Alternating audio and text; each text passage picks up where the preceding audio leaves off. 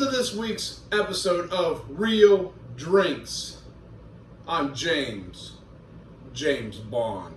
That's right, we are going to be making a drink from the novel Casino Royale with James Bond, and he orders it very specifically. He goes, give me 3 measures of gin, 1 of vodka, and a measure of Kina Lillet.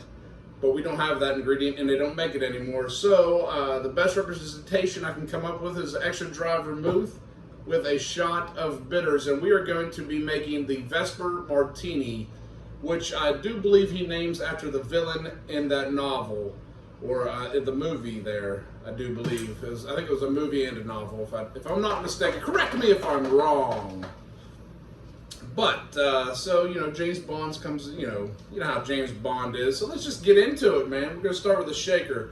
This is going to be chilled on some ice. And Mr. Ice is producing some fresh ice as we speak. All right.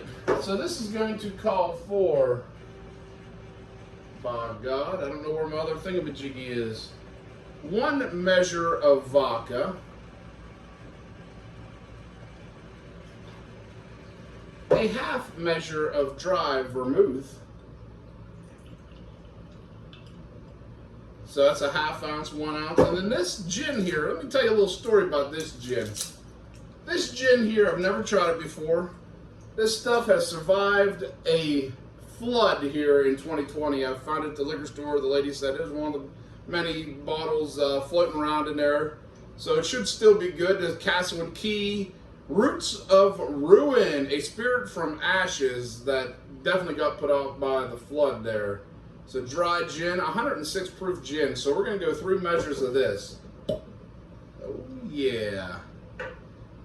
We're going to see here. So we're going to go 1 measure. That's the first time I've ever had this open. So, and I'm not a big gin fan, so I probably might not like this gin. Well, I don't really like any gin, to be honest with you.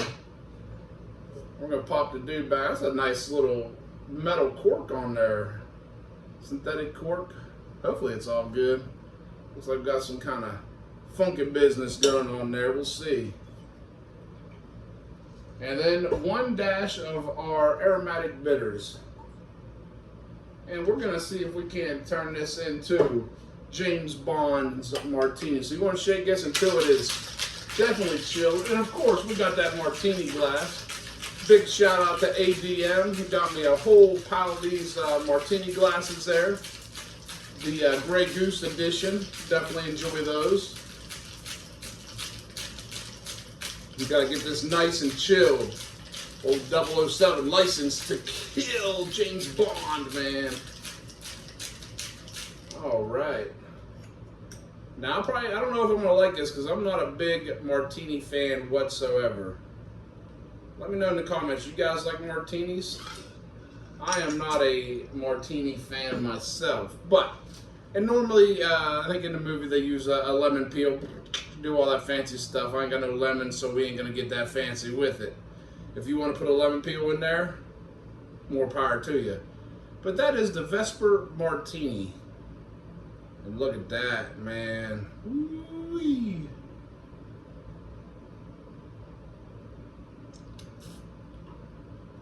Woo, you taste that gin coming through. Man, oh man, you taste that gin. I'm not a big gin fan. And let me know in the comments, you guys out there big gin fans? Because it's not my bag, baby. A little Austin Powers for you. Woo. Just as I remembered, I am either not classy enough or rich enough to enjoy martinis, but I am not a martini drinker at all. But that's the Vesper Martini from James Bond, and to be honest with you, I ain't gonna finish this one.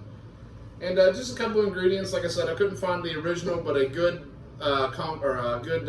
thing here is this is dry vermouth with just a dash of bitters, easy to, you know what I mean, fill in. I couldn't find the correct ingredients for it, but that does it on the 007 right there, the Vesper Martini. And if you guys have any movie drinks, TV show drinks, cartoon drinks you guys would like me to try, please leave it in the comments. And remember, my friends, stay toasted.